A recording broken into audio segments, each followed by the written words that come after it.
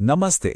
कभी सोचा है कि हमारे आसपास की हवा और पानी, मतलब जो तरल पदार्थ और गैसें हैं, वो असल में काम कैसे करते हैं? आज हम उन्हीं अनदेखी ताकतों को समझने वाले हैं जो हर पल हमारी दुनिया को चला रही हैं। चलिए, इस पूरी बात को एक बड़े मजेदार सवाल से शुरू करते हैं। एक घूमती हुई बेसबॉल की गेंद और 400 टन के भारी भरकम हवाई जहाज में क्या चीज एक जैसी हो सकती है? सुनने में अजीब लगेगा, लेकिन इसका जवाब भौतिकी के एक कमाल के सिद्धांत में छिपा है। तो भाई, इस रहस्य को सुलझाने के लिए हमें कुछ बेसिक बातें समझनी होंगी। तो चलिए, सबसे पहले फ्लूइड्स और प्रेशर की दुनिया में उतरते हैं। तो सबसे पहले ये फ्लूइड होता क्या है? बहुत आसान शब्दों में समझे तो कोई भी ऐसी चीज जो बह सकती है और उसे जिस भी बर्तन में डालो वो उसी का आकार ले लेती है। इसमें पानी जैसे लिक्विड्स और हवा जैसी गैस दोनों ही आते हैं। सॉलिड चीजों की तरह इनका कोई फिक्स्ड शेप नहीं होता। हाँ, लेकिन सारे फ्लूइड्स एक जैसे नहीं होते, और जो सबसे बड़ा फर्क है ना, वो है इनकी कंप्रेसिबिलिटी में। लिक्विड्स को दबाना या कंप्रेस करना लगभग नामुमकिन है, इसलिए उनकी डेंसिटी करीब करीब एक जैसी रहती है। दूसरी तरफ गैसों को बहुत आसानी से कंप्रेस किया जा सकता है, और दबाव के साथ उनकी डेंसिटी भी बदल जाती है, और ये एक बहुत जरूरी फर्क है। अब आते हैं प्रेशर पर। प्रेशर यानी दबाव का सीधा साधा मतलब है कि कोई फ्लूइड एक यूनिट एरिया पर कितना सीधा यानी परपेंडिकुलर फोर्स लगा रहा है। इसे पास्कल में नापते हैं। बस इतना समझिए कि फ्लूइड हर तरफ से धक्का मार रहा है और वही धक्का प्रेशर है। अच्छा, तो अब देखते हैं कि जब फ्लूइड्स रुके हुए होते हैं, मतलब बह नहीं रहे होते, तब क्या होता है। यकीन मानिए, रुके हुए पानी में भी गजब की ताकत छिपी होती है। और यहीं पर आता है पास्कल का नियम। ये नियम कहता है कि अगर आप किसी बंद बर्तन में रखे फ्लूइड पर दबाव डालते हैं तो वो दबाव बिना कम हुए हर दिशा में बराबर फैलता है। इसका सबसे बढ़िया उदाहरण है टूथपेस्ट की ट्यूब। हम एक कोने से दबाते हैं और पेस्ट दूसरे कोने से बाहर निकल आता है। और इसी नियम पर काम करती हैं हाइड्रोलिक लिफ्ट जैसी जबरदस्त मशीनें। देखिए होता क्या है, एक छोटी सी जगह पर हल्का सा फोर्स लगाया जाता है। इससे पूरे लिक्विड में एक प्रेशर बनता है।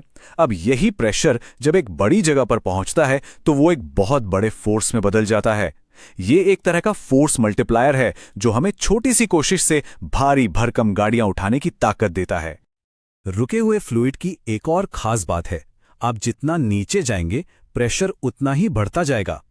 ऐसा इसलिए होता है क्योंकि आपके ऊपर मौजूद फ्लूइड का वजन भी तो बढ़ता जाता है। यही वजह है कि पनडुब्बियों को बहुत मजबूत बनाया जाता है ताकि वो समंदर की गहराई का भयानक प्रेशर झेल सके। तो चलिए एक मजेदार पहेली सुलझाते हैं। यहां स्क्रीन पर अलग अलग आकार के बर्तन हैं। इन सब में पानी का लेवल बराबर है। तो बताइए किसके तले पर प्रेशर सबसे ज्यादा होगा? तो ये एक ट्रिक क्वेश्चन था।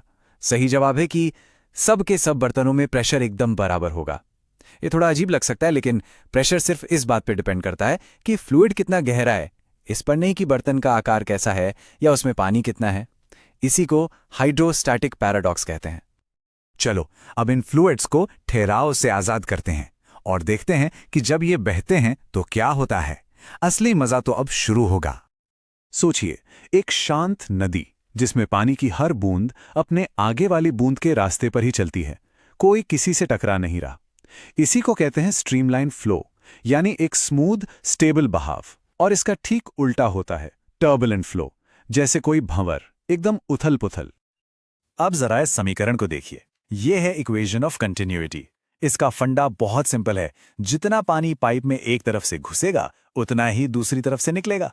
मतलब अगर पाइप आगे जाकर पतला हो जाता है तो पानी को अपनी स्पीड बढ़ानी पड़ेगी ताकि उतना ही पानी बाहर निकल सके। बिल्कुल वैसे ही जैसे हम बगीचे के पाइप को आगे से दबाकर पानी की धार तेज कर देते हैं। और यहीं से हम पहुंचते हैं फ्लूइड डायनामिक्स के सबसे मशहूर सिद्धांत पर, बर्नौली का सिद्धांत।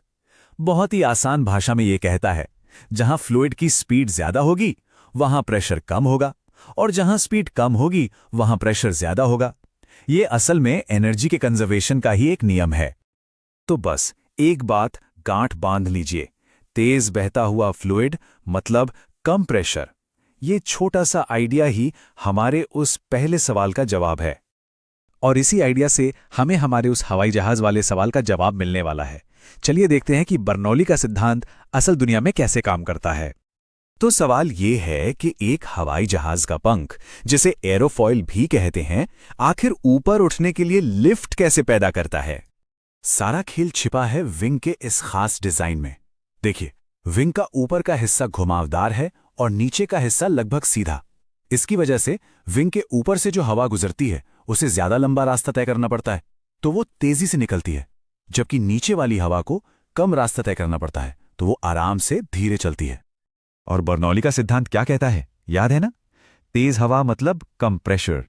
तो होता यह है कि विंग के ऊपर बन जाता है लो प्रेशर एरिया और नीचे बन जाता है हाई प्रेशर एरिया, और बस नीचे का ये हाई प्रेशर विंग को जोर से ऊपर की तरफ धकेलता है। इसी को कहते हैं लिफ्ट, और यही ताकत 400 टन के जहाज को हवा में उठा लेती है ना कमाल की बात? और ऐसा नहीं है कि ये जादू सिर्फ हवाई जहाजों में होता है। यही सिद्धांत जब एक गेंद घूमती है तो उसे हवा में स्विंग कराता है, जिसे मैग्नस इफेक्ट कहते हैं, और यही बताता है कि टंकी में छेद करने पर पानी कितनी तेजी से बाहर आएगा। फ्लूइड फिजिक्स तो हमारे चारों तरफ है। तो सोचिए, अगर फ्लूइड्स के इतने सरल से नियम हवाई जहाज उड़ाने जैसे कमाल कर सकते हैं, तो हमारी इस रोजमर्रा की दुनिया में भौतिकी के और कितने राज छिपे होंगे जो बस हमारे समझने का इंतजार कर रहे हैं।